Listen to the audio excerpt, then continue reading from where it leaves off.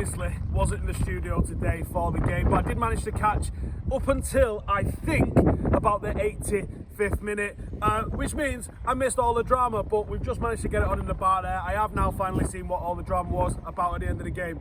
Well, let's go back to the first half. Let's go back to where Brighton and Hove Albion dominated Manchester United.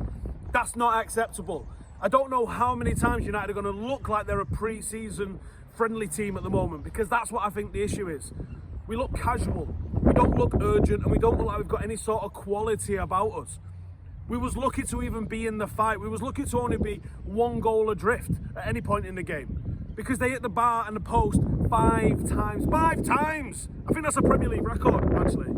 That's not acceptable. I mean, you're talking an inch or two margins, and United are absolutely embarrassed. Absolutely embarrassed by Brighton, a team I predicted to go down. Not good enough by any stretch of the imagination.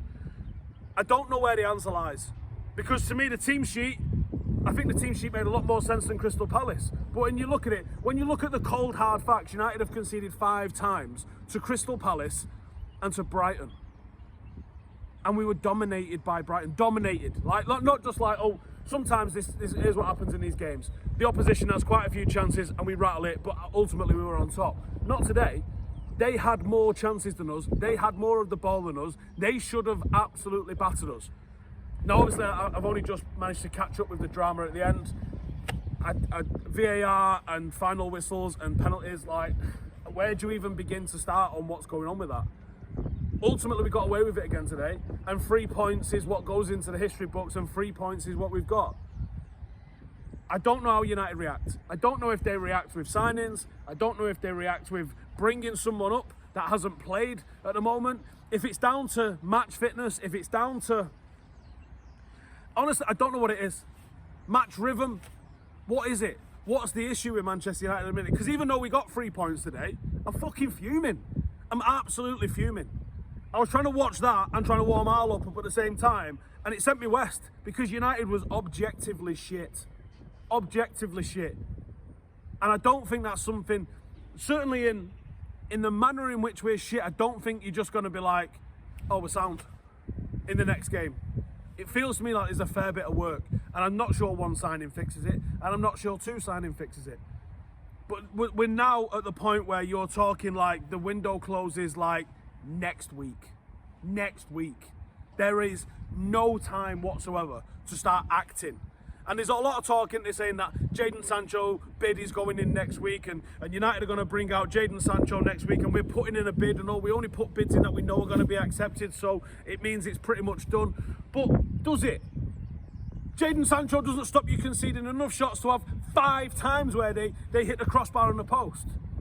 There's fundamental issues at playing this football team that I can't put my finger on.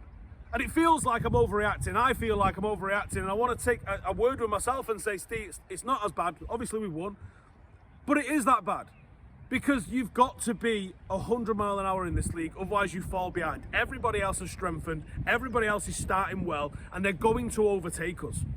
United are going to get overtaken, and I worry for where we come. Is it on the Glazers? Yes. Now they haven't, I was going to say invested, they've not invested. They've allowed the club to use a lot of our own money, certainly post-Fergie. We were playing catch-up for a lot of that, and we've also gone from one manager to the next, and one philosophy to the next, and one guy signing to the next.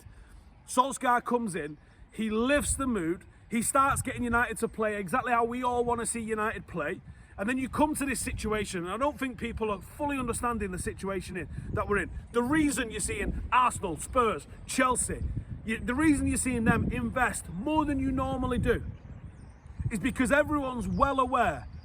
Not only are you dealing with suspensions, not only are you dealing with the regular sort of injuries that you're getting, you're dealing with a fucking global pandemic where there's every single chance that some of your players are going to test positive. Bosh, out for 2 weeks.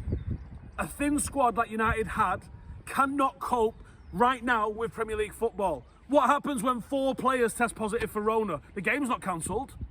You've got to play on. I'm not sure what the threshold is where you need to cancel your matches, but if it's 2 or 3 players, imagine it's 2 or 3 key players for Manchester United. We are fucked.